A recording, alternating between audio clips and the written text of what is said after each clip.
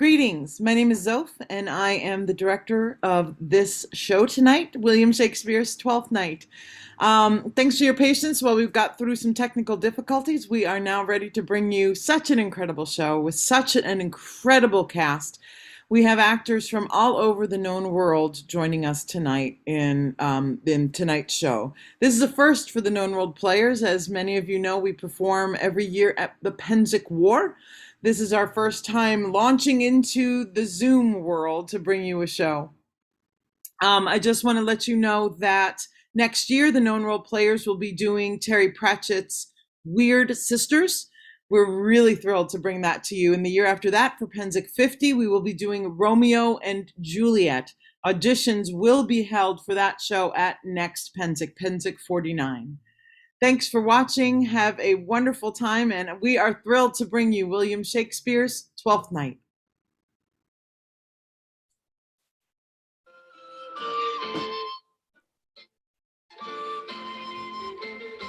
If music be the food of love, play on. Give me excess of it, that surfeiting the appetite may sicken and so die. Oh, that strain again. It had a dying fall. Oh, it came o'er my ear like the sweet sound that breathes upon a bank of violets, stealing and giving odor.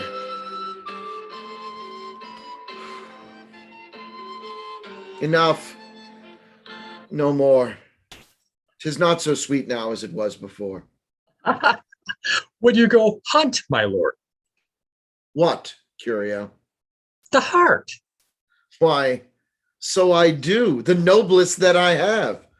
Oh, when mine eyes did see Olivia first, methought she did purge the air of pestilence. That instant was I turned into a hart, and my desires like fell and cruel hounds ere since pursue me. How now? What news from her? So please, my lord, I might not be admitted, but from her handmaid do return this answer. The element itself, till 7 years heat shall not behold her face at ample view, but like a cloisteress, she will veiled walk and water once a day her chamber round with eye-offending brine. All this to season a brother's dead love, which she would keep fresh and lasting in her sad remembrance. Oh, that she had a heart of that fine frame to pay this debt of love but unto a brother.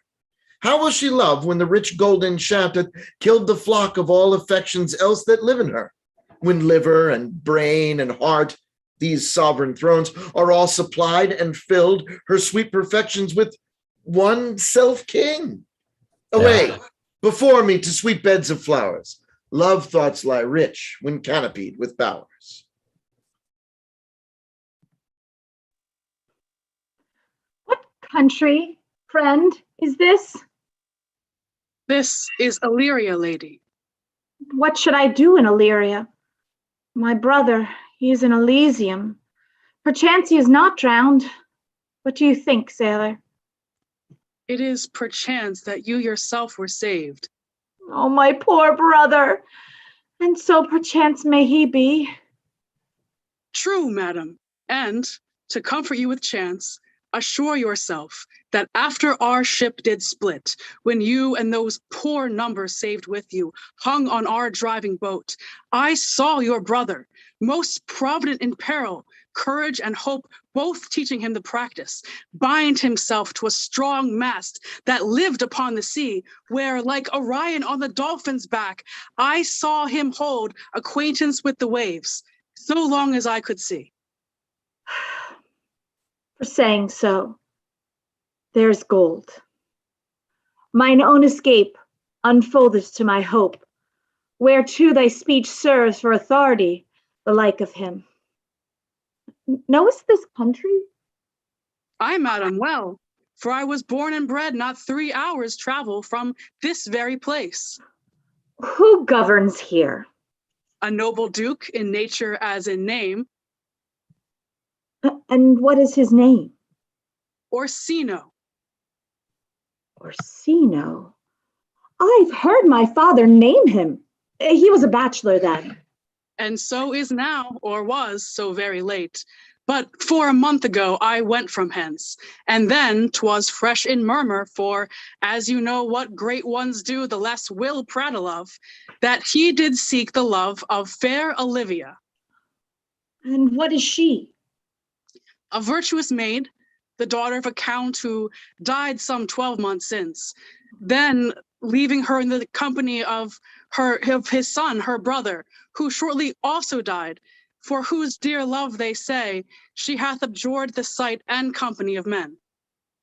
Oh, that I served that lady, and might not be delivered to the world till I had made mine own occasion mellow. What my estate is. That were hard to compass, because she will admit no kind of suit, no, not the Duke's. There is fair behavior in thee, captain, I prithee, and I will pay thee bounteously. Conceal me what I am, and be my aid, for such disguise has haply shall become the form of my intent. I'll serve this Duke, and thou shalt present me as a eunuch to him. It may be worth thy pains, for I can sing and speak to him in many sorts of music that will allow me very worth his service. And what else may hap to time I will commit. Only shape thou thy silence to my wit. Be you his eunuch, and your mute I'll be. When my tongue blabs, then let mine eyes not see. Oh, thank you. Lead me on. What a plague means my niece to take the death of her brother thus? I am sure care's an enemy to life. By my troth, Sir Toby, you must come in earlier o' night. Your cousin, my lady, takes great exception to your ill hours. You must confine yourself within the modest limits of order. Confine? I'll confine myself no finer than I am. These clothes are good enough to drink in, and so be these boots too. That quaffing and drinking will undo you. I heard my lady talk of it yesterday, and of a foolish knight that you brought in one night here to be her wooer. So who? Sir Andrew Aguecheek? Aye, he. Ah, he's as tall a man as any's in Illyria. What's that to the purpose? Why, he has 3,000 ducats a year. Aye, but he'll have but a year in all these ducats. He's a very fool and a prodigal. Fie that you say so. He plays on the viol de gamboys and speaks 3 or 4 languages word for word without book. He's a great quarreler, but that he hath the gift o' a coward. 'Tis thought amongst the prudent he would quickly have the gift of a grave. By this hand, they are scoundrels and subtractors that say so of him. They add, moreover, he's drunk nightly in your company. With drinking health to my niece, I'll drink to her as long as there is passage in my throat and drink in Illyria. Here comes Sir Andrew Aguecheek. Sir Toby Belch. How now, Sir Toby Belch? Sweet Sir Andrew! Bless you, fair shrew. And you too, sir. Accost, Sir Andrew. Accost! What's that? My niece's chambermaid. A good mistress accost. I desire better acquaintance. My name is Mary, sir. Good mistress Mary accost. You mistake, knight. Accost is front her, board her, woo her, assail her. By my troth, I would not undertake her in this company. Is that the meaning of accost? Fare you well, gentlemen. And thou so let part, Sir Andrew. Wouldst thou might never draw sword again?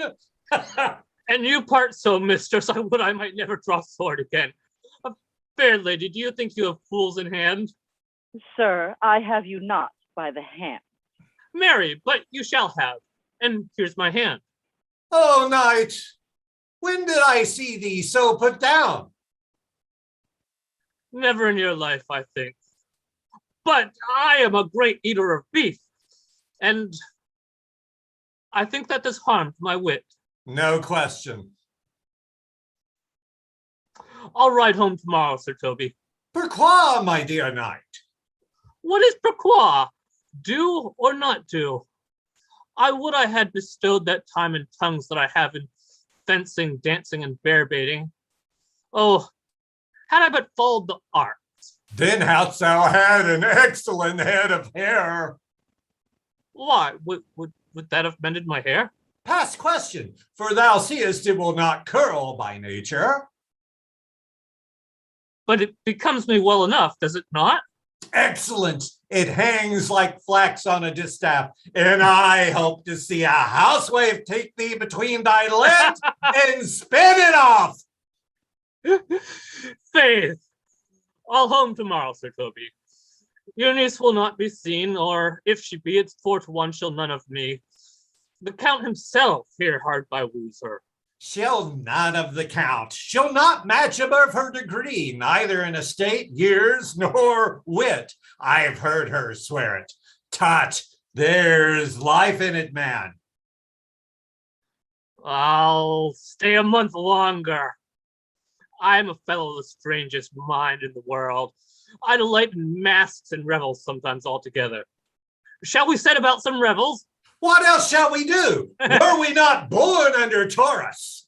Taurus, there's sides and heart.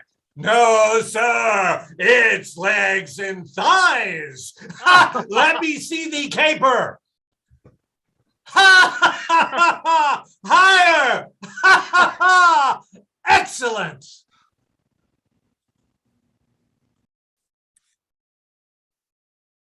If the Duke continues these favors towards you, Cesario, you are like to be much advanced. He hath known you but 3 days, and already you are no stranger. You either fear his humor or my negligence that you can call into question his continuance of his love. Is he inconsistent, sir, in his favors? No, believe me. I thank you. Here comes the Count. Who saw Cesario, huh? On your attendance, my lord, here. Cesario, thou knowest no less, but all. I have unclasped to thee the book of even my secret soul. Therefore, good youth, address thy gate unto her. Be not denied access. Stand at her doors and tell them that there thy fixed foot shall grow till thou have audience. Sure, my noble lord, but if she be so abandoned to her sorrow as spoke, then she will never admit me. Be clamorous, leap all civil bounds, rather than make unprofited return. Say I do not speak with her, my lord, what then? Then unfold the passion of my love. Surprise her with discourse of my dear faith. It shall become thee well to act my woes. She will attend it better in your youth than in the nuncios of more grave aspect. I think not so, my lord. Dear lad, believe it, for they shall yet below thy happy years that say thou art a man. Diane's lip is not more smooth and rubious. Thy small pipe is as a maiden's organ, a shrill and sound, and all is the semblatives of a woman's part. I know thy constellation is right apt for this affair. Prosper well in this, and thou shalt live as freely as thy lord to call his fortune thine. I'll do my best to woo your lady. Yet bear full strife, whoever I woo, myself would be his wife.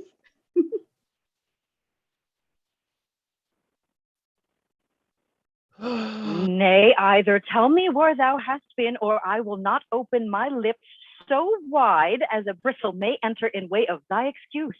My lady will hang thee for thy absence. Let her hang me. He that is well hanged in this world needs to fear no colors. Make that good. Oh, he shall see none to fear. A good Lenten answer, yet you will be hanged for being so long absent, or be turned away. Is not that as good as a hanging to you? Oh, many a good hanging prevents a bad marriage. Peace, you rogue, no more of that. Here comes my lady. Make your excuse wisely. You were best. Ugh. Wit and be thy will, put me into good fooling. Those wits that think they have thee do very oft prove fools, and I am sure that I lack thee may pass for a wise man. For what says Quinipulus? Better a witty fool than a foolish wit. God bless thee, lady. Take the fool away. Oh, do you not hear, fellows? Take away the lady. Go to, you're a dry fool. I'll know more of you. The lady bade take away the fool. Therefore, I say again, take her away. Sir, I bade them take you away. Miss, prison in the highest degree. I wear not motley in my brain. Good Madonna, give me leave to prove you a fool. Make your proof. Good Madonna, why mourn'st thou? Good fool, for my brother's death. Oh, I think his soul is in hell, Madonna. I know his soul is in heaven, fool. Ah, the more fool, Madonna, to mourn for your brother's soul being in heaven. Take away the fool, gentlemen. What think you of this fool, Malvolio? Nothing to mend. I marvel your ladyship takes delight in such a barren rascal. I saw him put down the other day with an ordinary fool that has no more brain than a stone. Look you now, he's out of his guard already. Oh, you are sick of self-love, Malvolio. Taste with a distempered appetite. There is no slander in an allowed fool, though he do nothing but rail, nor no railing in a known discreet man, though he do nothing but reprove. Ah, now Mercury do thee with leasing, for thou speak well of fools. Madam, there is at the gate a young gentleman much desires to speak with you. From the Count Orsino, is it? I know not, madam. 'Tis a fair young man and well attended. Who of my people hold him in delay? Sir Toby, madam, your kinsman. Fetch him off, I pray you. He speaks nothing but madman. Fie on him. Go you, Malvolio. If it be a suit from the Count, I am sick or not at home. What you will to dismiss it. Now you see, sir, how your fooling grows old and people dislike it. Oh, thou hast spoke for us, Madonna, as if thy eldest son should be a fool, whose skull Jove crammed with brains. Madam, yon young fellow swears he will speak with you. I told him you were sick. It takes on him to understand so much, and therefore comes to speak with you. I told him you were asleep.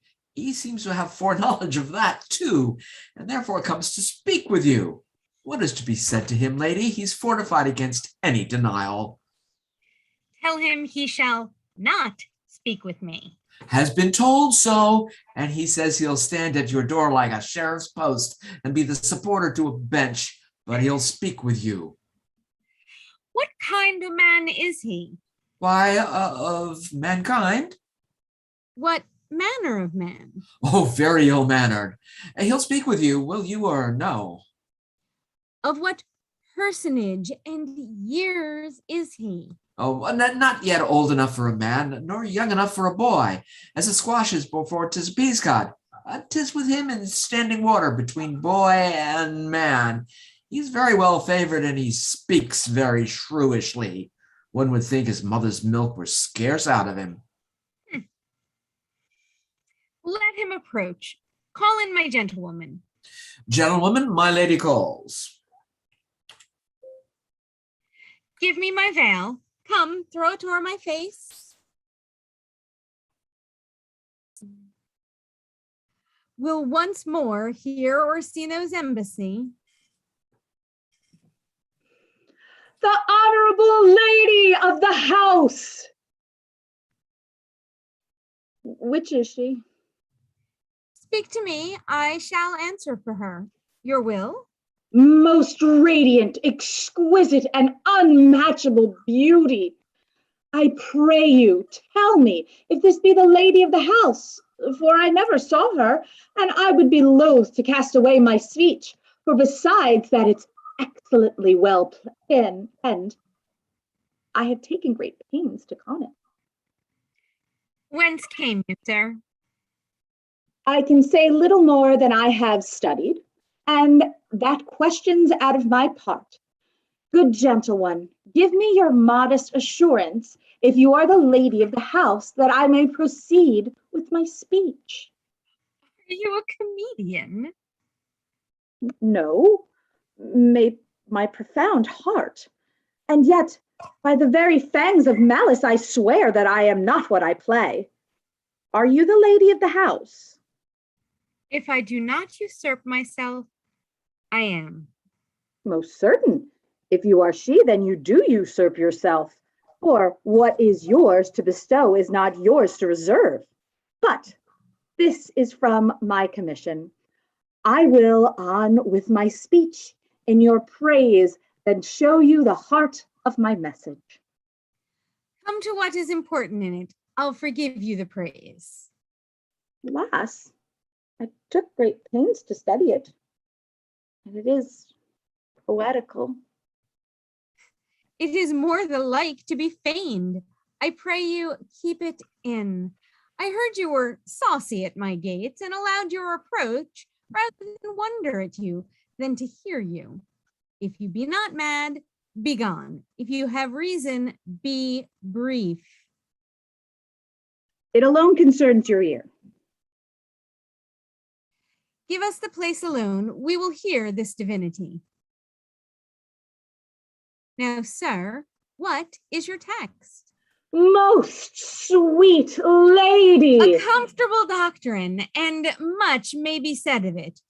Where lies your text? In Orsino's bosom.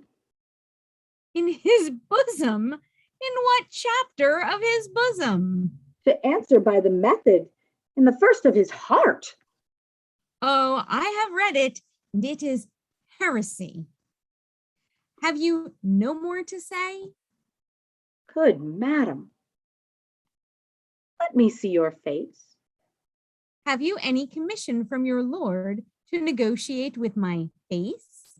You are now out of your text, but we will draw the curtain and show you the picture. Look you, sir, such a one as I was this present. Is it not well done? Excellently done, if God did all. 'Tis ingrain, sir, 'twill endure wind and weather. 'Tis beauty truly blent, whose red and white nature's own sweet and cunning hand laid on. Lady, you are the cruelest she alive, if you would leave these graces to the grave and leave the world no copy. Oh, I will not be so hard-hearted. I will give out diverse schedules of my beauty. It shall be inventoried, and every particle and utensil labeled to my will as item, 2 lips, indifferent red. Item, 2 gray eyes with lids to them. Item, 1 neck, 1 chin, and so forth. Were you sent hither to praise me? I see what you are. You are too proud. But if you were the devil, you are fair. My lord and master loves you. Oh, such a love could be recompensed through you were crowned the nonpareil of beauty. How does he love me? With adorations, fertile tears, with groans that thunder love, sighs of fire. Your lord does know my mind. I cannot love him. He might have took his answer long ago. If I did love you in my master's flame, with such suffering, such deadly life, in your denial I would find no sense. I would not understand it. Why? What would you? Make me a willow cabin at your gate, and call upon my soul within the house. Write loyal cantons of the come attended love, and sing them loud in even the dead of night. Hallow your name to reverberate hills and make the babbling gossip of the air cry out, Olivia! Oh, you should not rest between the elements of air and earth, but you should pity me. You might do much. What is your parentage? Above my fortune, yet my state is well. I am a gentleman. Get you to your lord. I cannot love him. Let him send no more. Unless, perchance, you come to me again to tell me how he takes it. Fare you well. I thank you for your pains. Spend this for me. I am no feed post, lady. Keep your purse. My master, not myself, lacks recompense. What is your parentage above my fortunes? Yet my state is well. I am a gentleman. I'll be sworn thou art. Thy tongue, thy face, thy limbs, actions, and spirit, how now? Even so quickly may one catch the plague. Methinks I feel this youth's perfections with an invisible and subtle stealth to creep in at mine eyes. Well, let it be.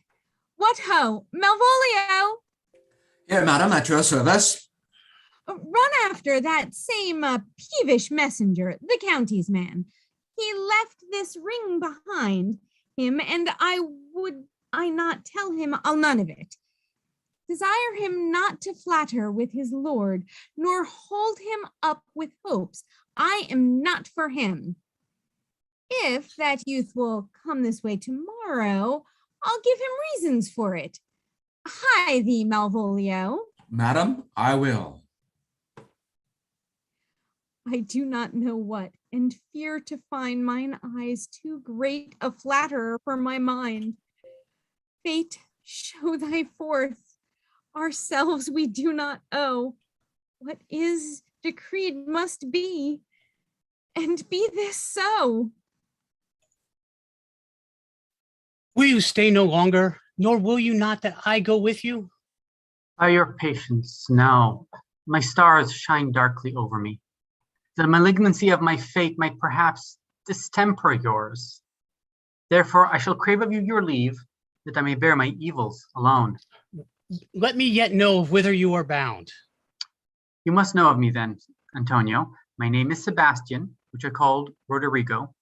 My father was that Sebastian of Messalene, whom I know you have heard of. He left behind him myself and a sister, both born in an hour. If the heavens had been pleased, would we have so ended? But you, sir, altered that. For the same hour before you took me from the breach of the sea was my sister drowned. Alas, the day. A lady, sir, though it was said she much resembled me, was yet many accounted beautiful. She's drowned already, sir, with salt water, though I seem to drown her remembrance again with more. If you will not murder me for my love, let me be your servant. If you will not undo what you have done, that is, kill him whom you have recovered, desire it not. Fare you well at once. My bosom is full of kindness, and I am yet so near the manners of my mother that, upon the least occasion more, mine eyes will tell tales of me. I am bound for the Count Orsino's court. Farewell. Oh, the gentleness of all the gods go with thee. I have many enemies in Orsino's court, else I would very shortly see thee there. But come what may, I do adore thee so. That danger cell seems sport, and I will go. Were you not even now with the Countess Olivia? Even now, sir. She returns this ring to you, sir. You might have saved me my pains to have taken it away yourself. She adds, moreover, that you should not put your lord into desperate assurance that she will none of him. And one thing more, that you will be never so hardy to come again in this affair, his affairs, unless it be to report your lord's taking of this. Receive it so. She took no ring of me. I'll have none of it. Come, sir, you peevishly threw it to her, and her will it is should it so be returned. If it be worth stooping for, there it lies, in your eye. If not, be it his that finds it. I left no ring with her.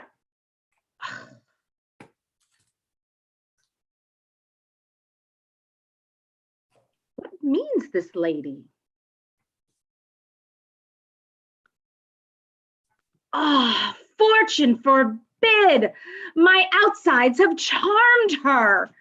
She made good view of me, indeed, so much so, methought her eyes had lost her tongue, for she did speak in starts distractedly.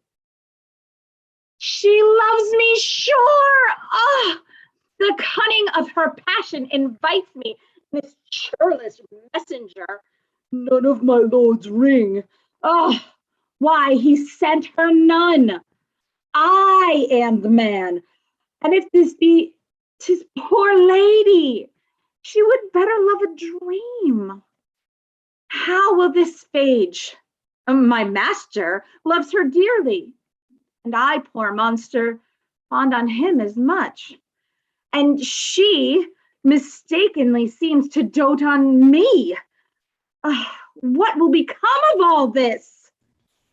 As I am man, my state is desperate for my master's love, and as I am woman, and now, alas the day, what thrice sighs this poor Olivia breathe? Oh, time, thou must untangle this knot, not I. It is too hard a knot for me to untie. Approach, Sir Andrew. Does not our lives consist of the four elements? Faith, so they say. But I think it rather consists of eating and drinking. Ah, thou art a scholar. Therefore, let us eat and drink. Marion, I say, a stoup of wine. Here comes the fool, if faith. Oh no, my heart! Oh, come on. Here's a sixpence for you. Let's have a song. Ah, would you have a love song? Or a song of good night? A love song. A love song. I care not for good life. Yes, yes. Oh, mistress mine, where are you roaming? Oh, mistress mine, where are you roaming? Oh, stay and hear your true love's coming, that can sing both high and low. Trip no further, pretty sweeting. Journeys end in lovers meeting, every wise man's son doth know. Excellent, good, if faith. Good, good. Oh, what is love? 'Tis not hereafter. Oh, what is love? 'Tis not hereafter. Present mirth hath present laughter. What's to come is still unsure. In delay there lies no plenty. Then come kiss me, sweet and 20. Youth's a stuff will not endure. a mellifluous voice, as I am a true knight. A contagious breath. Very sweet and contagious in faith. But shall we not make the welcome dance indeed? Shall we rouse the night owl in our catch? Shall we do that? Begin, fool! It begins, hold thy peace. Oh, I shall never begin if I hold my peace. Good in faith. Come. Begin. Hold thy peace, thou knave, hold thy peace, hold thy peace, thou knave, hold thy peace, hold thy peace, hold thy peace, hold thy peace. What a caterwauling do you keep here? If my lady have not called up her steward Malvolio and bid him turn you out of doors, never trust me. Hill Valley, lady, there dwelt My masters, are you mad? Lady, Are you mad, or what are you? Have you no wit, manners, nor honesty, but to gabble like tinkers at this time of night? Do you make an alehouse of my lady's house, that you squeak out your cosier's catches without any mitigation or remorse of voice? Is there no respect of place, person, nor time in you? We did keep time, sir, in our catches. No, Sir Dobie, I must be round with you. My lady bade me tell you that though she harbors you as her kinsman, she's nothing allied to your disorders. If you can separate yourself and your misdemeanors, you are welcome to the house. If not, and it would please you to take leave of her, she is very willing to bid you farewell. Dost thou not think because thou art virtuous, there shall be no more cakes and ale? A stoup of wine, Maria! Mistress Mary, if you prize my lady's favor at anything more than contempt, you would not give means for this uncivil rule. She shall know of it by this hand. Go shake your ears. For as good a deed as to drink when a man's hungry, to challenge him to field and then break promise with him and make fool of him. I'll do it, knight. I'll write thee a challenge, or I'll deliver thy indignation to him by word of mouth. Oh, sweet Sir Toby, be patient for tonight. Since the youth of the Count was today with my lady, she is much out of quiet. For Monsieur Malvolio, let me alone with him.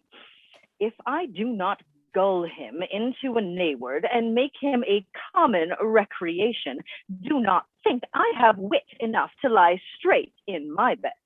What will thou do? I will drop in his way some obscure epistles of love, wherein by the color of his beard, the shape of his leg, the manner of his gait, the expression of his eye, forehead, and complexion, he shall find himself most feelingly personated. I can write very like my lady, your niece. Excellent! Excellent! I smell a device! I have it in my nose too! He shall think by the letters that thou wilt drop that they come from my niece and that she's in love with him! My purpose is indeed a horse of that color. And your horse would make him an ass! Oh, will be admirable. Sport royal, I warrant you. I will plant you two, and let the fool make a third, where he shall find the letter. Observe his construction of it. For this night, to bed and dream of the event. Farewell. Good night, my sweet Amazon. That's for me. She's a good wench. She's a beagle, true bred, and one that adores me. I was adored once, too. Oh, let's to bed, knight. Thou hast need to send for more money. If I cannot recover your niece, I am a foul way out. I'll send for the money, knight. If thou hast your not in the end, call me cut. If thou did not, never trust me. Come, I'll go burn some sack. 'Tis too late to go to bed now. Come, knight.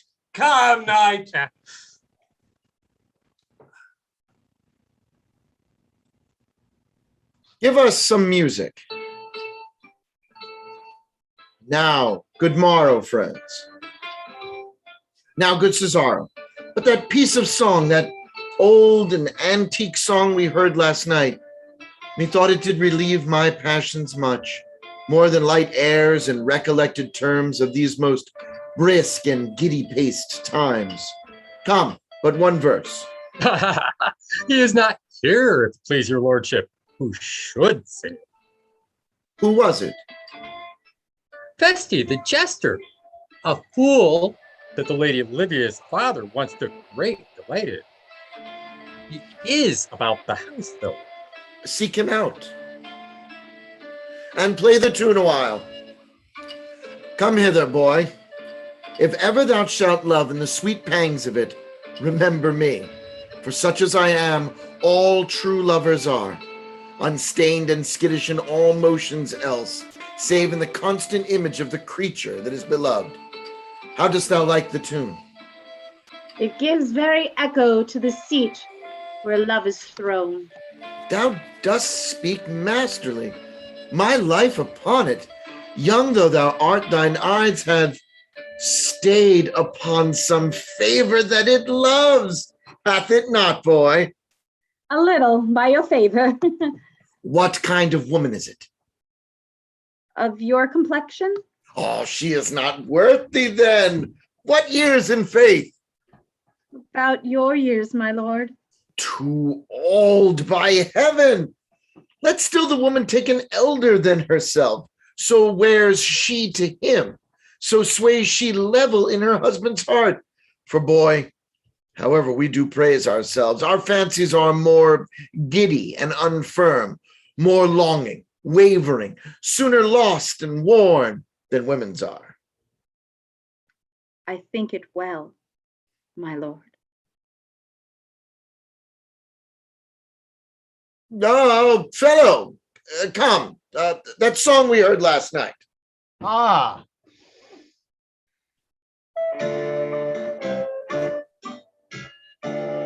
Come away, death, and in sad cypress let me be laid. Fly away, breath. I am slain by a fair, cruel maid, my shroud of white stuck all with you. Oh, prepare it, my part of death, no one so true did share it. Not a flower sweet, on my black coffin let there be strewn. Not a friend greet my poor corpse where my bones shall be thrown. 1,000 sighs to save, lay me away, said true lover, ne'er find my grave to weep there.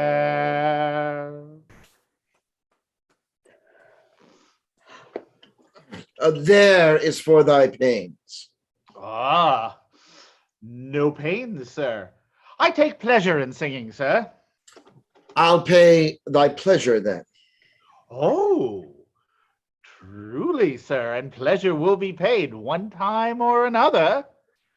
Give me now leave to leave thee. Ah, now may the melancholy god protect thee. Farewell.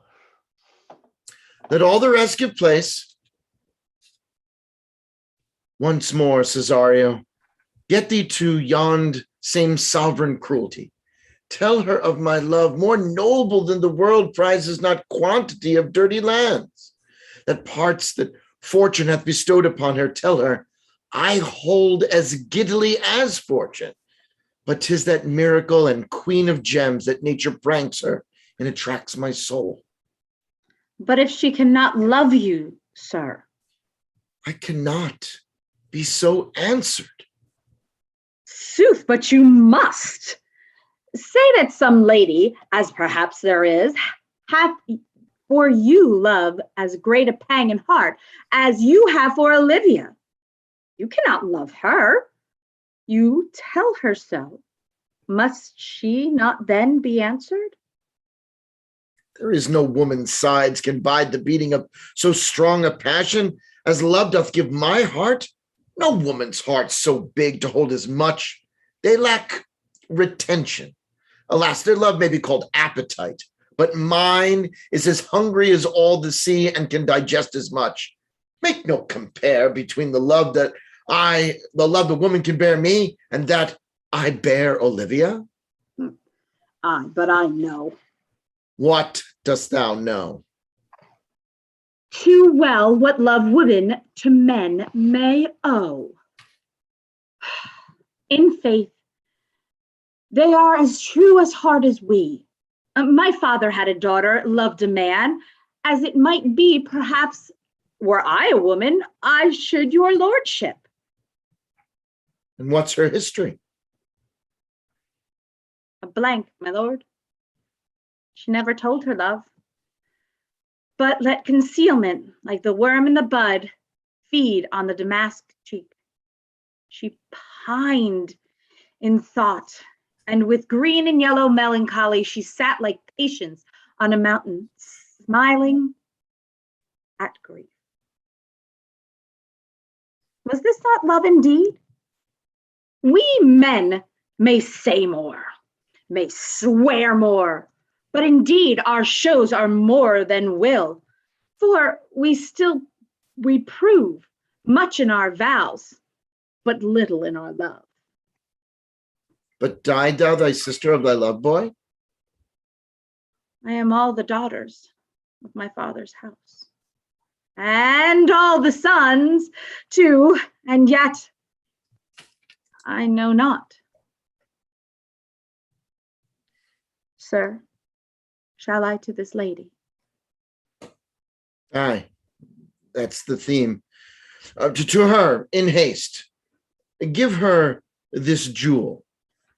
Say my love can give no place, bide no deny.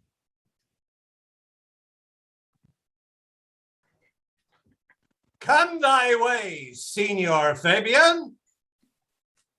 Nay, I'll come. If I lose a scruple of this sport, let me be boiled to death with melancholy. Wouldst thou not be glad to have the rascally sheep biter come by some notable shame? I would exult, man. You know he brought me out of favor with my lady about a bear baiting here. Oh, here comes the little villain. How now, my metal of India? Get all you three into the box tree. Malvolio is coming down this walk. He has been yonder in the sun practicing behavior to his own shadow this half hour.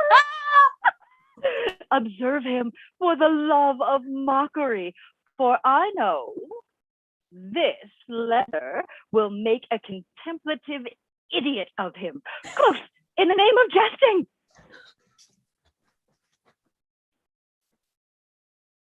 Lie thou there, for here comes the trout that must be caught with tickling.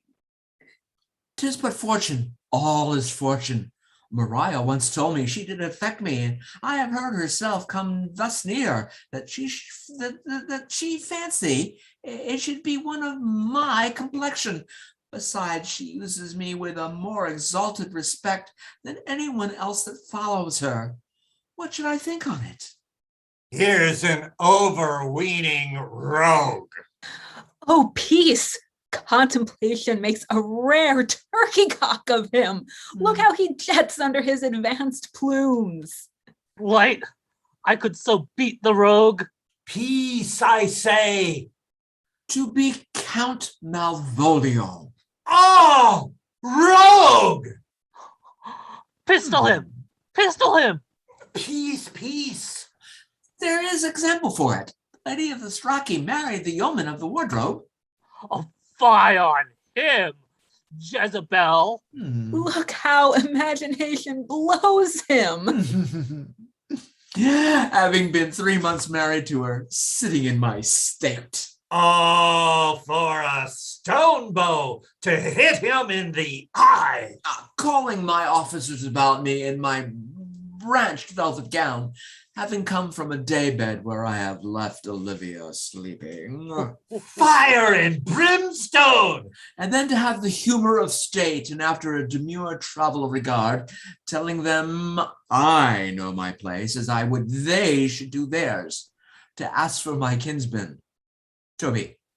Bolts and shackles. 7 of my people with obedient start, make out for him. I frown the while, and perchance wind up my watch, or play with my some rich jewel. Toby approaches, and curtsies to me. Shall this fellow live? I extend my hand to him, thus quenching my familiar smile with an austere regard of control, saying, Cousin Toby, my fortunes having cast me on Nice, give me this prerogative of speech. What? What? You must amend your drunkenness. Oh, else, stab. Besides, you waste the treasure of your time with a foolish knight. That's me, I warrant you. One Sir Toby. I knew 'twas I. What employment have we here? Now is the woodcock near the gin. By my life, this is my lady's hand. These are her very C's, her U's, and her T's, and thus she makes her great P's. It is in contempt of question her hand. To the unknown beloved, this and my good wishes, her very phrases, by your leave, wax. Jove. Oh, yes, Jove knows I love her. But who? No man must know if this should be thee, Malvolio. Marry, hang thee, Brock. I may command where I adore, but silence, like a Lucretia knife, with bloodless stroke my heart doth gore. MOAI doth sway my life. MOAI doth sway my life? Nay, but first, let me see. What dish of poison has she dressed him? I may command where I adore. What? She may command me. I serve her. She is my lady. And the end, what should that alphabetical position portend? If I could make that resemble something in me, oh, softly, MOAI. I make that up. He's down at a code sense. M. Malvolio. Why, that begins my name. Did I not say you would work it out? M. But then there is no constancy in the sequel that suffers under probation. A should follow, but O does. And then I comes behind. MOAI. This simulation is not as the former, and yet to crush this a little, just a little, it would bow to me. For every one of these letters are in my name. Soft. Here follows prose. If this fall into thy hands, revolve. In my stars I am above thee, but be not afraid of greatness. Some are born great, some achieve greatness, and some have greatness thrust upon them. Thy fates open their hands. Let thy blood and spirit embrace them. Be opposite with a kinsman, surly with servants. Let thy tongue tang arguments of state. Put thyself into the trick of singularity. She thus advises thee that sighs for thee. Oh, remember who commended thy yellow stockings and wished to see thee ever cross-guarded? I say remember, go to, thou art made if thou desirest to be so. If not, let me see thee a servant still, the fellow of servants, and not worthy to touch fortune's fingers. Farewell, she that would alter services with thee. Thy fortunate unhappy. Mwah! I do not now fool myself, to let imagination jade me, for every reason excites me to this, that my lady loves me. She did commend my yellow stockings of late. She did praise my leg being cross-guarded, and in this she manifests herself to my love, and with a kind and dry injunction drives me to these habits of her liking. I thank my stars, I am happy. Oh, here is yet a postscript. Thou canst not choose but know who I am. If thou entertainest my love, yet it appear in thy smiling. Thy smiles become thee. Therefore, in my presence still smile, dear my sweet, I pray thee. Jove, I think thee. I will smile. I will. I will do everything that thou wilt have me.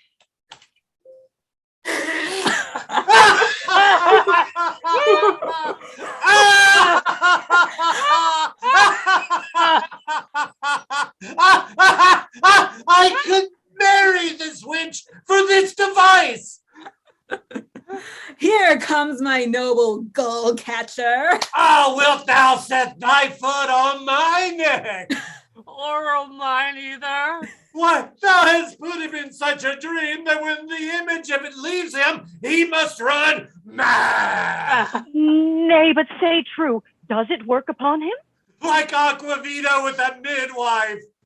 Then if you will see the fruits of the sport mark his first approach before my lady, he will come to her in yellow stockings, 'tis a color sealed horse, and cross-gartered, a fashion she detests, and he will smile upon her, which will now be so unsuitable to her disposition, being addicted to a melancholy as she is, that it cannot but turn him into a notable contempt.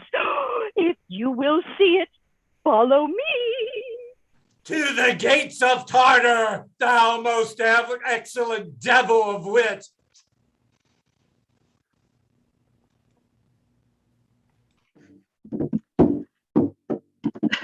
Save thee, friend, and thy music.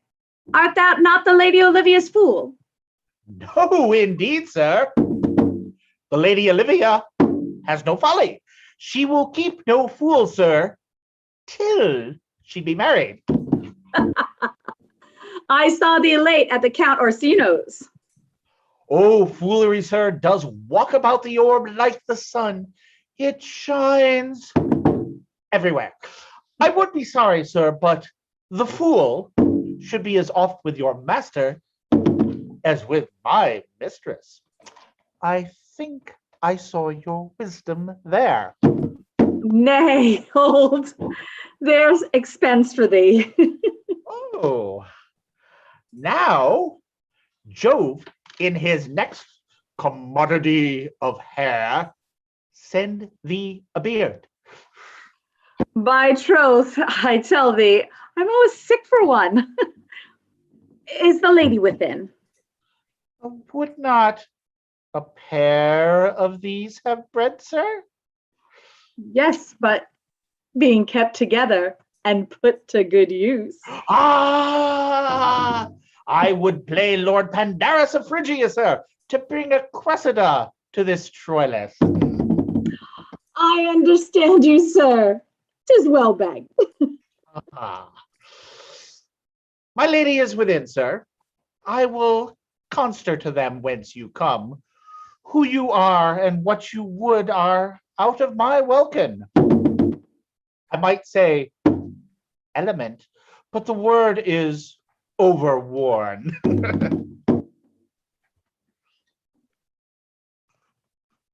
Most excellent, accomplished lady, the heavens rain odors on you. Give me your hand, sir. My duty, madam, and most humble service.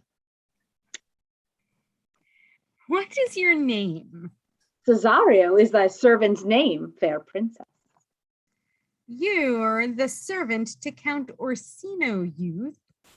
And he is yours, and his needs must be yours. Your servant's servant is your servant, madam.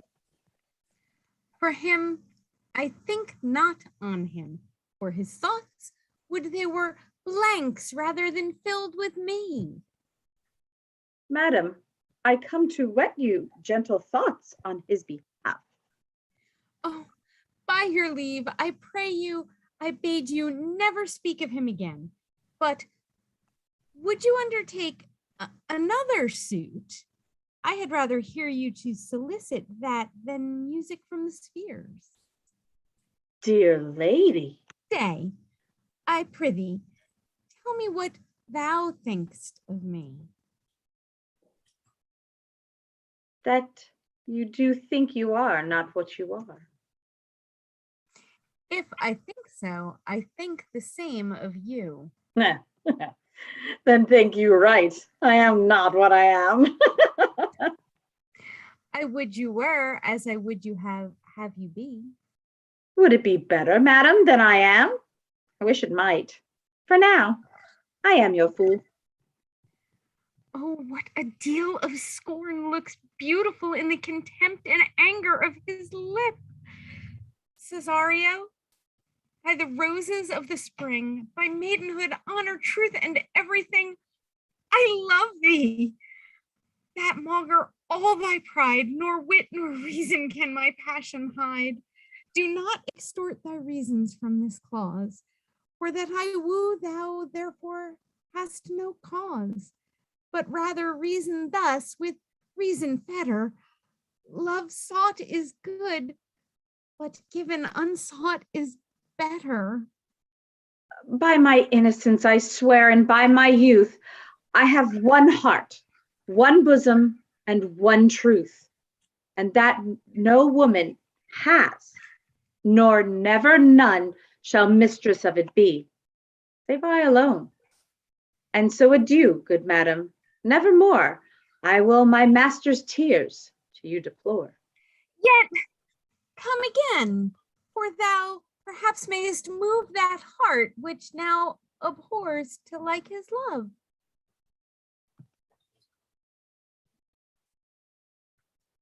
No, Faith, I'll not stay a jot longer. Thy reason, dear Venom. Give thy reason. You needs must yield your reason, Sir Andrew. Mary, I saw your niece do more favors to the Count's serving man Cesario than ever she bestowed upon me. I saw it in the orchard. Did she see thee the while, boy? Tell me that. As plain as I see you now. This was a great argument of love in her toward you. Slight. Will you make an ass of me? She did show favor to the youth in your sight, only to exasperate you, to awake your dormouse valor, to put fire in your heart and brimstone in your liver. You should then have accosted her, and with some excellent jests, fire news from the mint, you should have banged the youth into dumbness. Challenge the Count's youth to fight with him. Hurt him in 11 places. My niece shall take note of it, and assure thyself there is no love broker in the world can more prevail in man's commendation with woman than report of valor. There is no other way but this, Sir Andrew. Will either of you bear me a challenge to him? Go, write it in a martial hand. Be cursed and brief.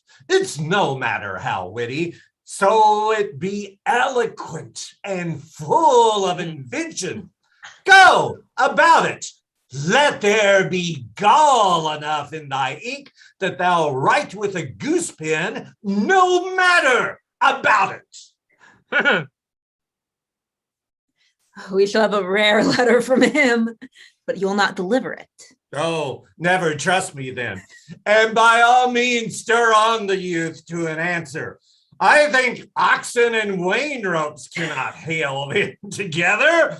For Andrew, if he were open and you find so much blood in his liver as will clog the foot of a flea, I'll eat the rest of the anatomy. And his opposite, the youth Cesario, bears in his visage no great presage of cruelty. If you desire the spleen, and will laugh yourselves into stitches, follow me. Yond gull Malvolio is turned heathen, a very renegado. He's in yellow stockings. And cross-gartered? Most villainously, he does obey every point of the letter that I dropped to betray him. He does smile his face into more lines than is in the new map with the augmentation of the Indies. Oh, come, bring us where he is.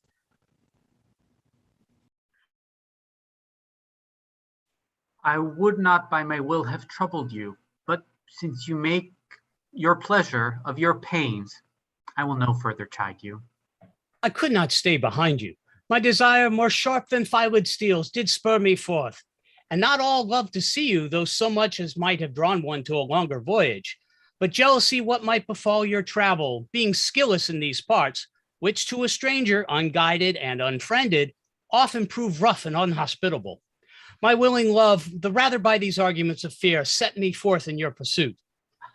My kind Antonio, I can no other answer make but thanks, and ever thanks. But what's to do? Shall we go see the relics of this town? Tomorrow, sir. Best first go see your lodging.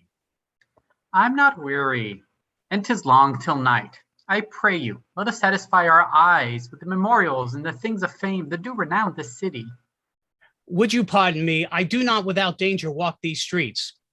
Once, in a sea fight against the Count his galleys, I did some service, of such note indeed that were I taken here, would scarce be answered.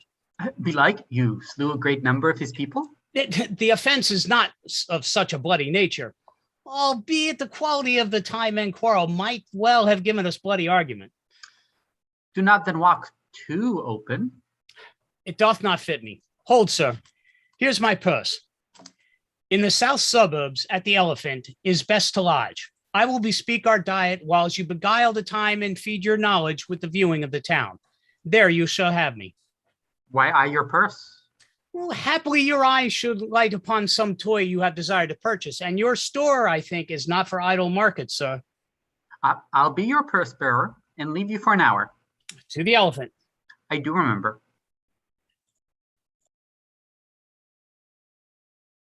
I have sent after him, and he says he'll come. How shall I feast him? What bestow of him?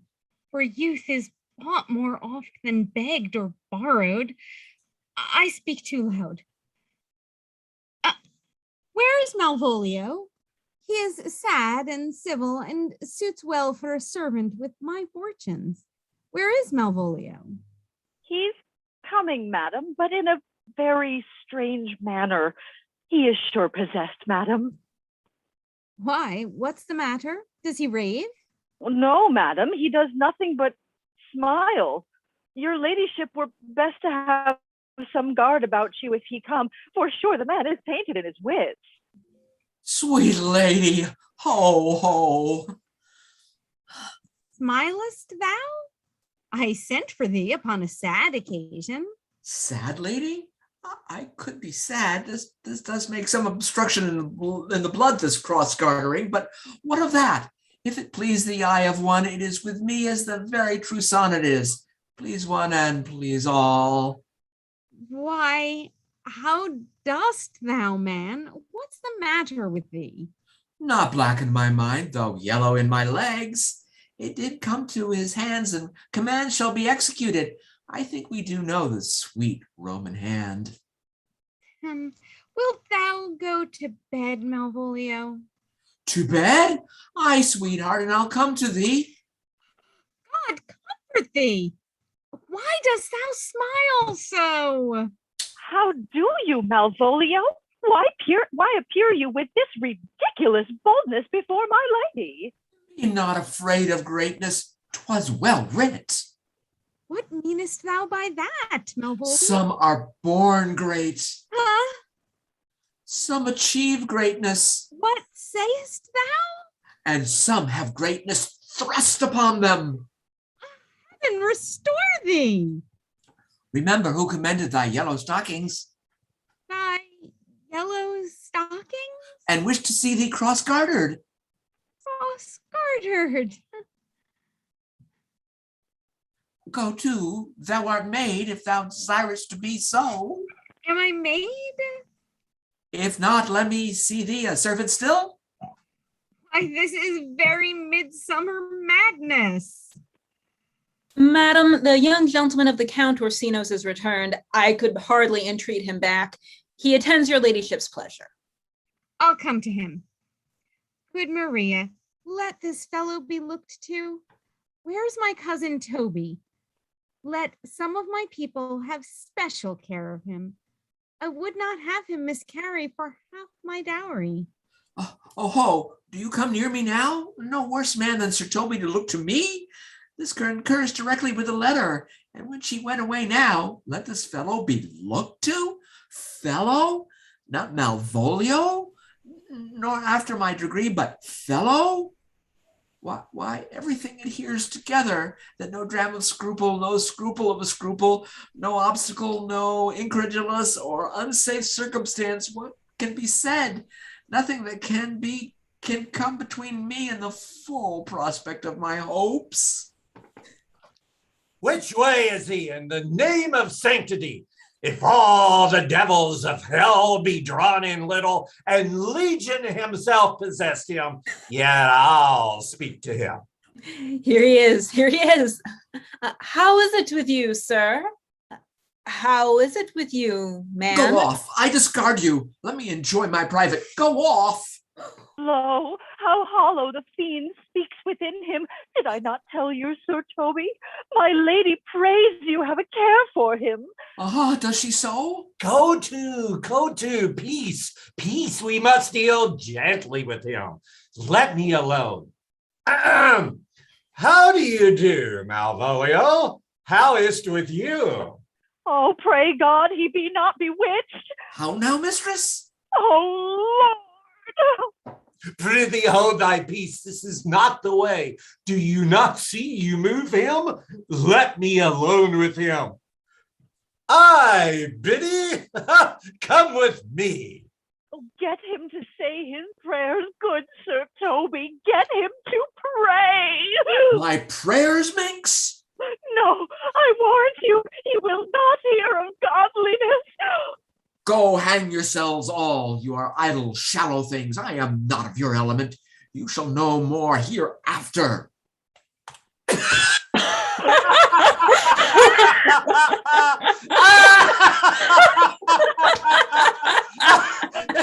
Is it possible? If this were played upon a stage now, I could condemn it as an improbable fiction. His very genius hath taken the infection of the device, man. Nay, pursue him now, lest the device take air and taint. We'll see him in a dark room and bound. But see.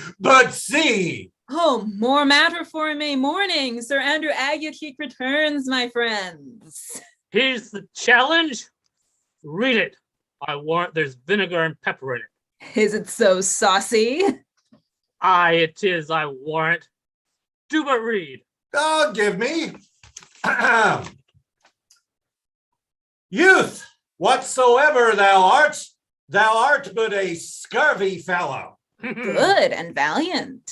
Wonder not, nor admire not in thy mind why I do call thee so, for I will show thee no reason for it. A good note that keeps you from the blow of the law. Thou comest to the Lady Olivia, and in my sight she uses thee kindly, but thou liest in thy throat. This is not the matter I challenge thee for. Very brief and to exceeding good sense, less. I will waylay thee going home, where if it be thy chance to kill me, thou hast killed me like a rogue and a villain.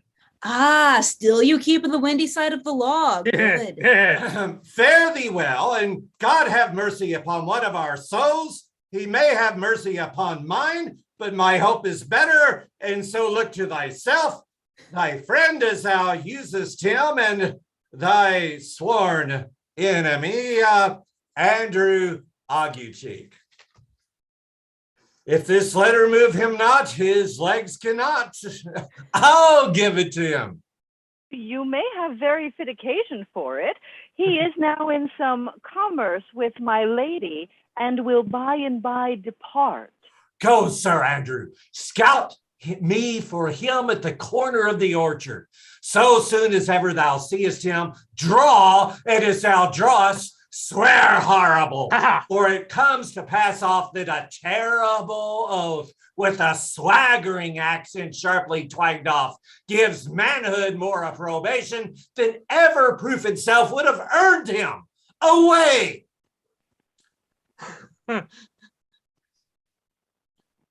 Now will I not deliver his letter, for the behavior of the youth Cesario gives him out to be of good capacity and breeding. His employment between his lord and my niece confirms no less. Therefore, this letter, being so excellently ignorant, will bring no terror in the youth. He will find it comes from a clodpole. But, sir, I will deliver his challenge by word of mouth, set upon Aguecheek a notable report of valor, and drive the gentleman, as I know his youth will aptly receive it, into a most hideous opinion of his rage, skill, fury, and impetuosity. This will so fright them both that they will kill another one by the looks like cockatrices. Here he comes with your niece. Give them way till he take leave, and presently after him. You have said too much unto a heart of stone, and laid my honor too unchary on it.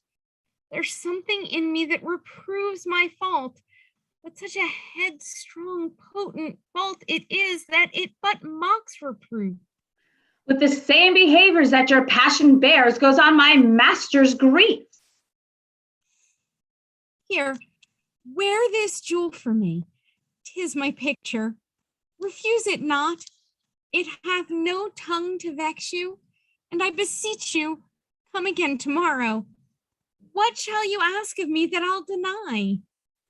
Nothing but this, your true love for my master. How, with mine honor, may I give him that which I have given to you? I will acquit you. Well, come again tomorrow. Fare thee well. A fiend like thee might bear my soul to hell. Gentlemen, God save thee. And you, sir. What defense thou hast, but take thee to it. Of what nature the wrongs are thou hast done him, I know not, but thy interceptor, full of despite, bloody as the hunter, attends thee at the orchard inn. Dismount thy tuck, be a yar in thy preparation, for thy assailant is quick, skillful, and deadly. You mistake, sir. I'm sure that no man hath quarrel with me. You'll find it otherwise, I assure you. Therefore, if you hold your life at any price, but take you to your guard, for your opponent hath in him what youth, strength, skill, and wrath can furnish man withal. I pray you, sir, what is he?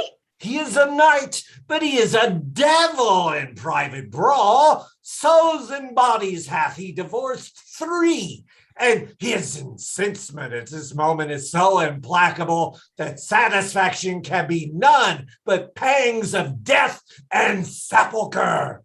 Hobnob is his word. Give it, or take it. I will return again to the house and desire some conduct of the lady. I am no fighter. I have heard of some kind of men that put quarrel purposely on others to taste their valor. Be like this a man of his quirk? Sir, no. His indignation derives itself out of a very competent injury. Therefore, strip your sword stark naked, for metal you must at certain, or forswear to wear iron about you. This is uncivil and strange. I do beseech you, do me this courteous office as to know what offense to the knight I am to him.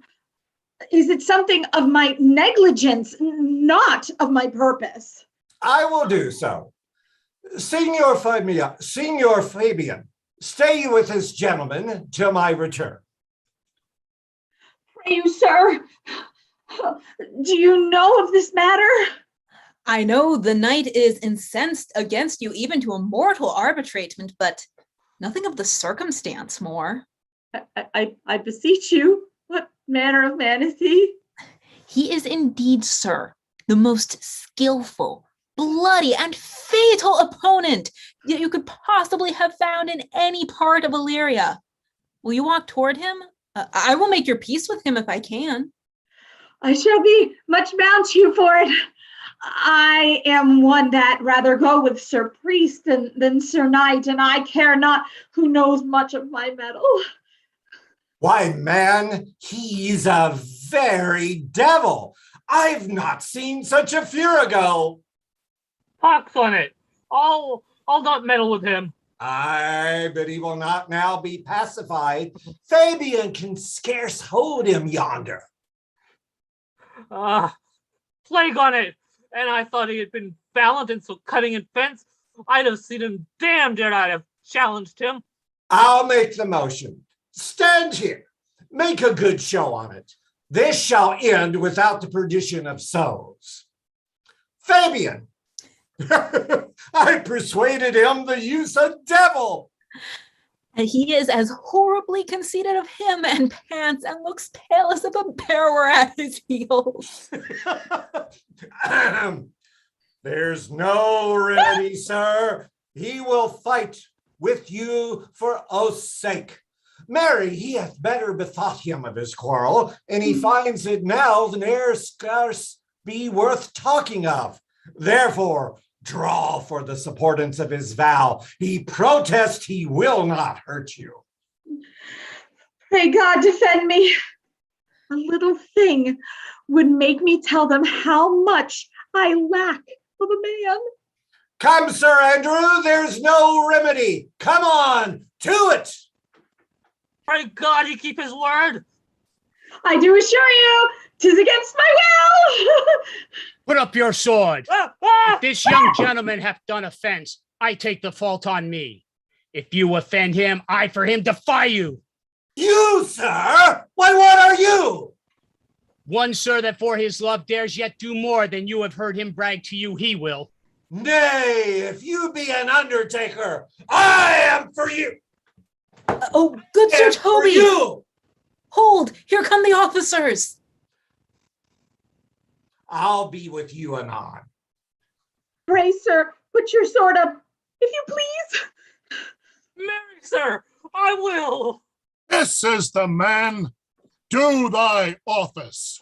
Antonio, I arrest thee at the suit of Count Ursino. You do mistake me, sir. No, sir, no jot. I know your favor well, though you have now no sea cap on your head. Take him away. He knows I know him well. I must obey. This comes with seeking you, but there's no remedy. I shall answer it. What will you do now my necessity makes me to ask you for my purse? It grieves me much more than I cannot do for you than what befalls myself. You stand amazed, but be of comfort. Come, sir, away. I must entreat of you some of that money. What money, sir? For the kindness that you showed me here?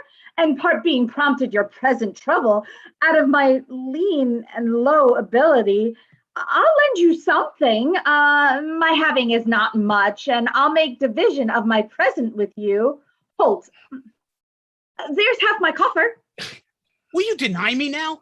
Is possible my deserts to you can lack persuasion? Do not tempt my misery, lest that make me so unsound a mind as to upbraid you with those kindnesses that I have done for you. I know of none. Nor I know you by voice or any feature. Come, sir, I pray you go. Let me speak a little. This youth that you see here, I snatched one half out of the jaws of death, relieved him with such sanctity of love, and to his image, which methought did promise most venerable worth, did I devotion. What's that to us? The time goes by. Away. But oh, what a vile and idol proves this God. Thou hast, Sebastian, done good feature shame. In nature, there's no blemish but the mind. No one can be called deformed but the unkind. Virtue is beauty, but the beauteous evil are empty trunks or flourished by the devil. The man grows mad. Away with him. Come, come, sir. Lead me on. Methinks his words do form such passion fly, that he believes himself, so do not I. Prove true, imagination. Oh, prove true that I, dear brother, now are taken for you. Come hither, knight. Come hither, Fabian. We'll whisper o'er a couplet or two of most sage saws. He named Sebastian. I, my brother, know, yet living in my glass, even such and so in favor was my brother, and then went still in his fashion, color, and ornament.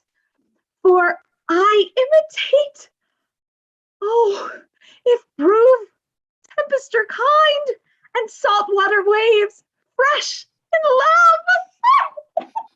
A very dishonest, paltry boy, and more a coward than a hare. His dishonesty appears in leaving his friend here in necessity and denying him, and for his cowardship. Ask Fabian. A coward, a most devout coward, religious in it. Slide! I'll after him again and beat him. Do cuff him soundly, but never draw thy sword. And I do not. Come, let's see the event. I dare lay any money, 'twill be nothing yet.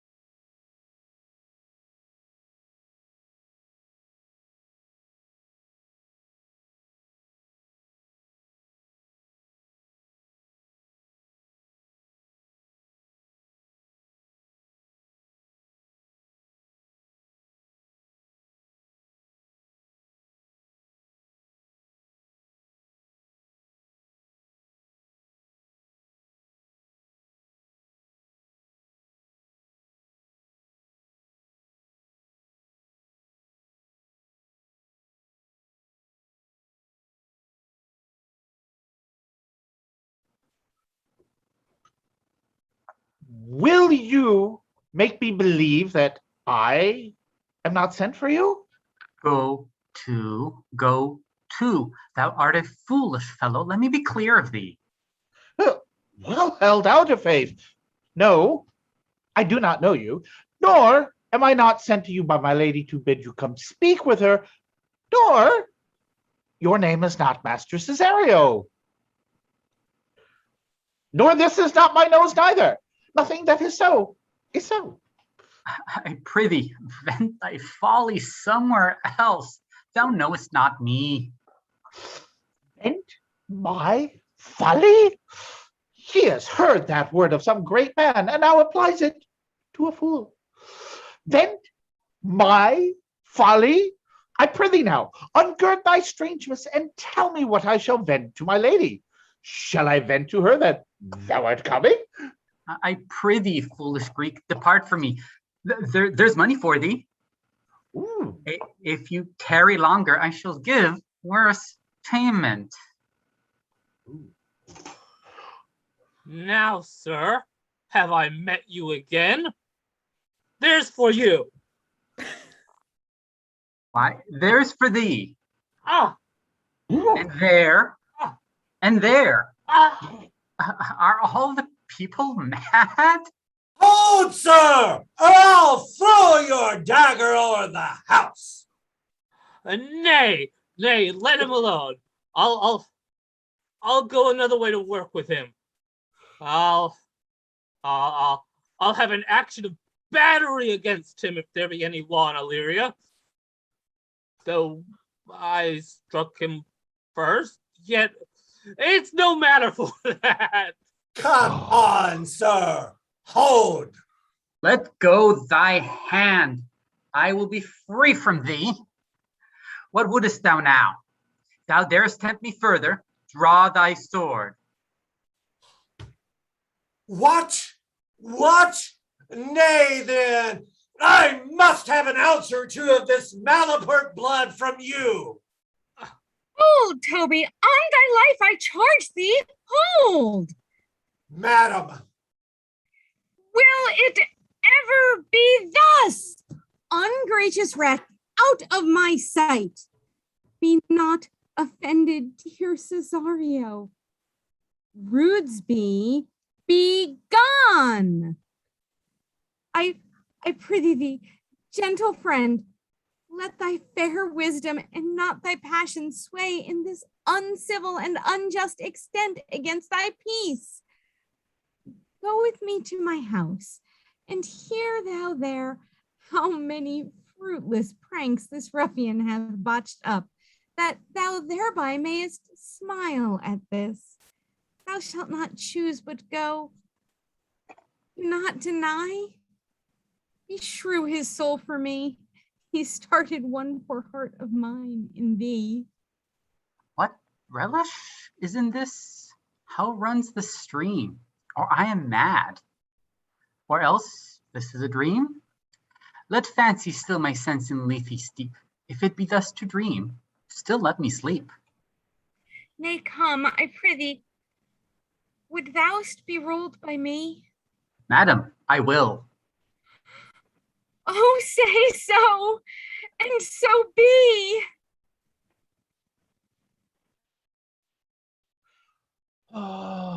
Nay, I prithee put on this gown and this hat. Make him believe thou art Sir Topas the curate. Do it quickly. I'll call Sir Toby the Wilt. Well, I'll put it on and I will dissemble myself in it, and would I were the first that ever dissembled in such a gown. To him, Sir Topus.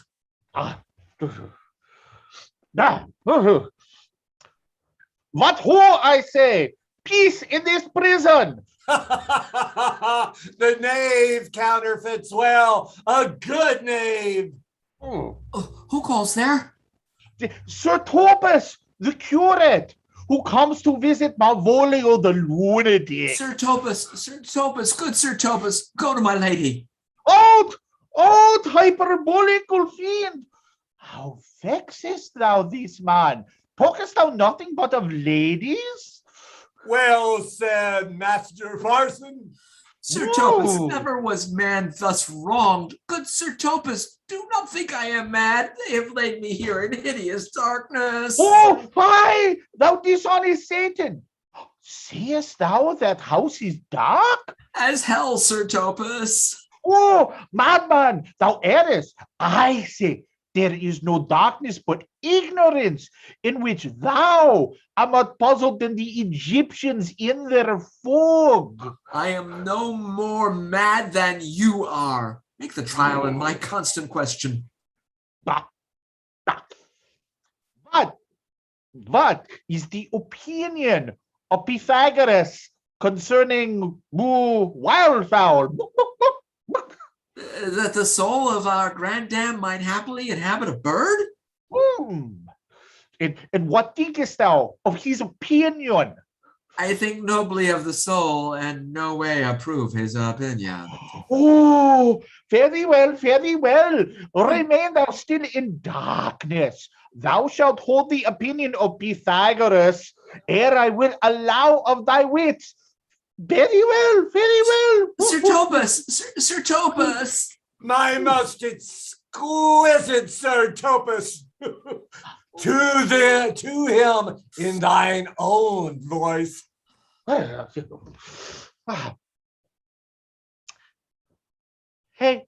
Robin, jolly Robin, tell me thou, my lady does. What? My lady is unkind, pretty. Fool! Alas, why is she so? Fool, I say! She loves... Who calls, huh?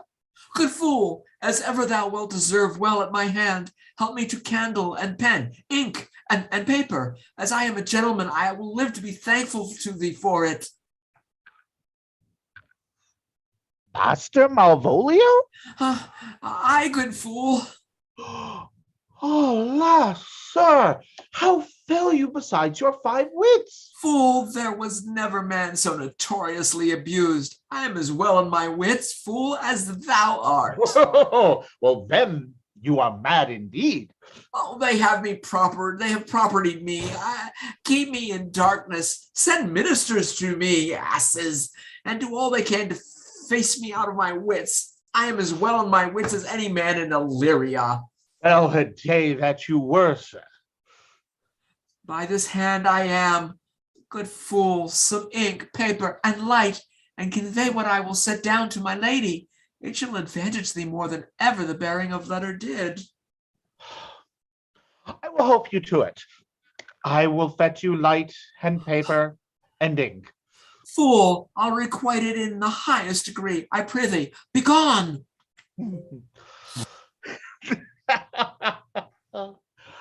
I am gone, sir, and anon, sir, I'll be with you again.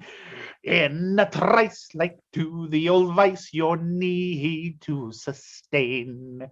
Who with dagger of lust in his rage and his wrath cries a hop to the devil.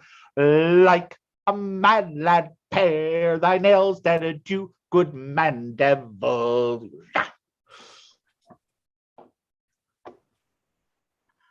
This is the air. That is the glorious sun. These pearls she gave me, I do feel 'em and see 'em. And though 'tis wonder that enwraps me thus, yet 'tis not madness. Where's Antonio then? I could not find him at the Elephant, yet there he was, and there I found discredit, that he did range the town to seek me out.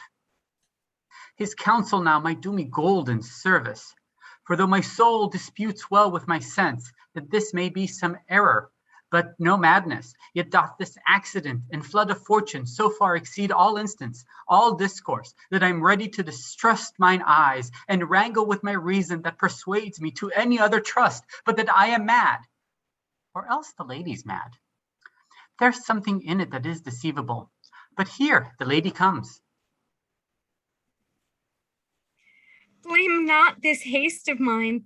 If you mean well, now go with me and with this holy man into the chantry by, and there before him and underneath that consecrated roof, plight me the full assurance of your faith, that my most jealous and too doubtful soul may live at peace. What do you say? I'll follow this good man and go with you, and having sworn truth, ever will be true. Then lead the way, good father, and heaven so shine that they may fairly note this act of mine. Belong you to the Lady Olivia, friends? Aye, sir, we are some of her trappings. I know thee well. How dost thou, my good fellow? Oh, truly, sir, the better for my foes and the worse for my friends. Just the contrary, the better for thy friends. Oh, no, sir, the worse. How can that be? Oh, marry, sir, they praise me and make an ass of me. Now my foes tell me plainly, I am an ass. So that by my foes, sir, I profit in the knowledge of myself, and by my friends, I am abused. Why, this is excellent. Oh, by my troth, sir, no, though it please you to be one of my friends. Thou shalt not be the worse for me. There's gold. Ah. But that it would be double dealing, sir. I would that you could make it another. Well, I will be so much a sinner to be a double dealer. There's another. Oh. The triplex, sir, is a good tripping measure. All the bells of St. Bennet, sir, may put you in mind. 1, 2, 3. You can fool no more money out of me at this throw. If you will let your lady know that I am here to speak with her and bring her along with you, it may awake my bounty further.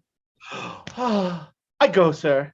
Let your bounty take a nap. I will awake it anon. Here comes the man, sir, that did rescue me. That face of his I do remember well. Yet when last I saw it, it was besmeared as black as Vulcan with the smoke of war. Orsino, this is that Antonio that took the Phoenix and her fraught from Candy.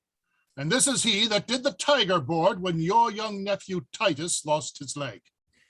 Here in the streets, desperate of shame and state, in private brabble did we apprehend him.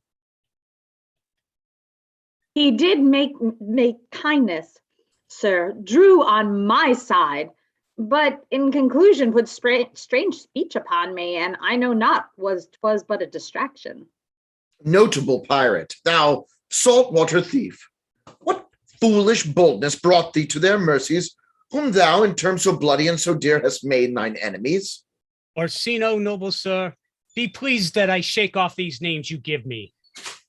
Antonio never yet was thief or pirate, though I confess on base and ground enough Orsino's enemy. A witchcraft drew me hither. That most ingrateful boy there by your side, from the rude seas enraged and foamy mouth did I redeem. A rack past hope he was. His life I gave him and did thereto add my love without retention or restraint, all in his dedication. For his sake did I expose myself, pure for his love, into the dangers of this adverse town. Drew to defend him when he was beset, where being apprehended his false cunning, not meaning to partake with me in danger, taught him to face me out of his acquaintance, and grew a 20 years removed thing while one would wink, denied me my own purse, which I had recommended to his use not half an hour before. How can this be? When came he to this town? Today, my lord, and for 3 months before, not an interim, not a minute's vacancy, both day and night did we keep company. Here comes the Countess. Now heaven walks on earth. But for thee, fellow, Antonio, thy words are madness. 3 months this youth hath tended upon me. But more of that anon. Take him aside. Cesario, you do not keep promise with me? Madam? Gracious Olivia. Good my lord. What do you say, Cesario? My lord would speak, my duty hushes me. If it be aught of the old tune, my lord, it is as fat and fulsome to mine ear as howling after music. Still so cruel? Still so constant, lord. What? To perverseness? You, uncivil lady whose ingrated, unauspicious altars my soul, the faithful offerings have breathed out that ere devotion tendered? What shall I do? Even what it pleases my lord that shall become him. Why should I not? Had I the heart to it, since you to non-regardance cast my faith, and that I partly know the instrument that screws me from my true place in your favor. Live you, the marble-breasted tyrant still. But this, your minion, whom I know you love and whom, by heaven, I swear I tender dearly, him will I tear out of that cruel eye where he sits crowned by thy master's spite. Come, boy, with me. My thoughts are ripe in mischief. I'll sacrifice the lamb that I do love, to spite a raven's heart within a dove. And I, most jocund, apt and willing, to do your rest 1,000 deaths would die. Where goes Cesario? Him I love, more than I love these eyes, more than my life, more than Moors Ayrshire I love wife. I me detested, how I am beguiled. Who beguiles you? Who does you wrong? Hast thou forgot thyself? Is it so long? Call forth the Holy Father. Come, away. Whither, my lord? Cesario, husband, stay. Husband? Husband. Can he that deny? Her husband, sirrah? No, not I, my lord. Fear not, Cesario, take thy fortunes up. Oh, welcome, Father. Father, I charge thee by thy reverence here to unfold what thou dost know hath newly passed between this youth and me.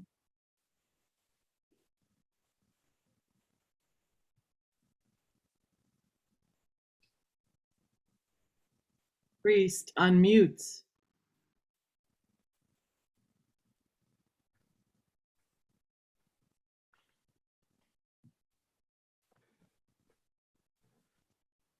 A contract of eternal bond of love, confirmed by mutual joinder of your hands, attested by the holy close of lips, strengthened by interchangement of your rings, and all the ceremony of this compact sealed in my function by my testimony. Oh, dissembling cub! What wilt thou be when time hath sowed a grizzle on thy case? Or will not else thy craft so quickly grow that thine own trip shall be thine overthrow? Farewell, take her, but direct thy feet where thou and I henceforth will never meet. My lord, I do protest. Do not swear. Hold little faith, though thou hast too much fear. Oh. For the love of God, a surgeon.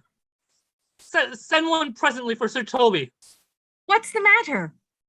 Has broke my head across and has given Sir Toby a bloody coxcomb too.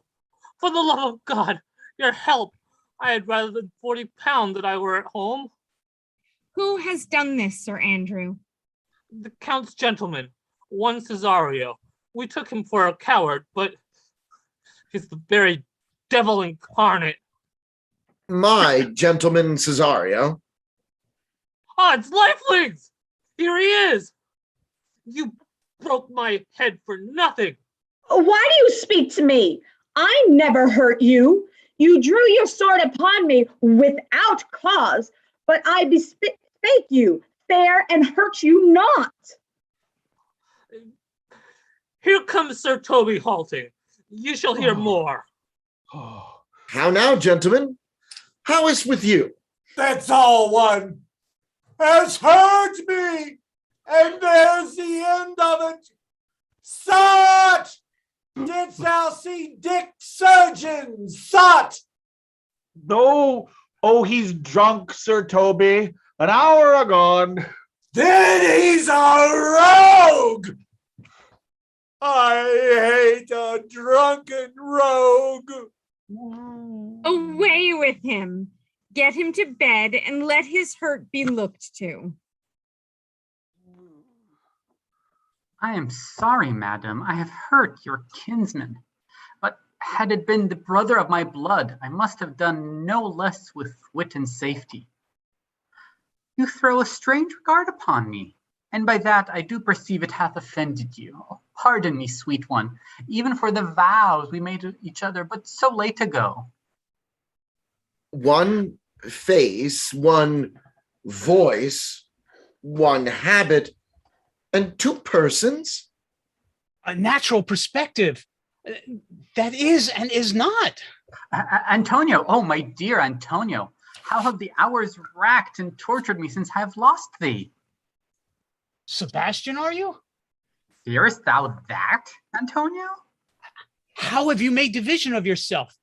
An apple cleft in two is not more twin than these two creatures. Which is Sebastian? Most wonderful. Do I stand there? I never had a brother, nor can there be that deity in my nature of here and everywhere. I had a sister whom the blind waves and surges have devoured. Of charity, what kin are you to me? What countryman? What name? What parentage? Of Messeline. Sebastian was my father. Such a Sebastian was my brother too. So wed suited to his watery tomb. If spirits can assume both form and suit, you've come to fright us. A spirit I am indeed, but am in that dimension grossly clad, which from the womb I did participate. Were you a woman, as the rest goes even, I should my tears fall upon my cheek and say, thrice welcome, drowned Viola. So comes it, Lady Olivia, you have been mistook. You're betrothed both to a maid and man. Be not amazed, right noble is his blood. This be so, and yet the glass seems true. I shall have share in this most happy wrack. Boy, thou hast said to me 1,000 times, thou should never love a woman like to me. And all those sayings I will overswear, and all those swearings keep as true and sole as doth the orb contented the fire that severs the day from night. Give me thy hand, and let me see thee in thy woman's weeds. The captain that did bring me first ashore hath my maid's garments. He upon some action is now in durance to Malvolio's suit, a gentleman follower of my lady's. Madam, you have done me wrong, notorious wrong. By Malvolio? No. Lady, you have. Pray you peruse that letter. You must not now deny it is your hand.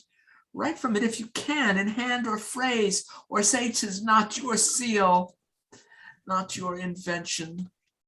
You can say none of this. Well, grant it then, and tell me, in the modesty of honor, why you have given me such clear lights of favor, bade me come smiling and cross-gartered to you, to put on yellow stockings, and acting this in an obedient hope, why you have suffered me to be imprisoned, kept in a dark house, visited by the priests, and made the most notorious keck and gall that ever invention played on. Tell me why. Alas, Malvolio, this is not my writing. Though I confess it is much like the character, but out of question 'tis Maria's hand. And now I do bethink me, it was she first told me thou wast mad, and then camest in smiling and in such forms which here were presupposed upon thee in the letter. Prithee be content. This practice hast most shrewdly passed upon thee. But when we know the grounds and the authors of it, thou shalt be both the plaintiff and the judge of thine own cause. Good madam, hear me speak, and let no quarrel nor brawl to come taint the condition of this present hour, which I have wondered at. In hope it shall not. Most freely, I confess. Myself and Toby set this device upon Malvolio here, upon some stubborn and uncourteous parts we had conceived against him. Maria writ the letter at Sir Toby's great importance, in recompense whereof he hath married her. How with a sportful malice it was followed may rather pluck on laughter than revenge, if that the injuries be justly weighed that have on both sides passed. Alas, poor fool, how they have baffled thee. Why, some are born great, some achieve greatness, and some have greatness thrust upon them. I'll be revenged on the whole pack of you. He hath been most notoriously abused. Pursue him and entreat him to a peace. Boy, thou hast said to me 1,000 times, thou should never love woman like to me. And all those sayings I shall overswear. Your master quits you, and for your service done him, here is my hand. Cesario, come, for so you shall be while you are a man. But when in other habits you are seen, Orsino's mistress and his fancy's queen.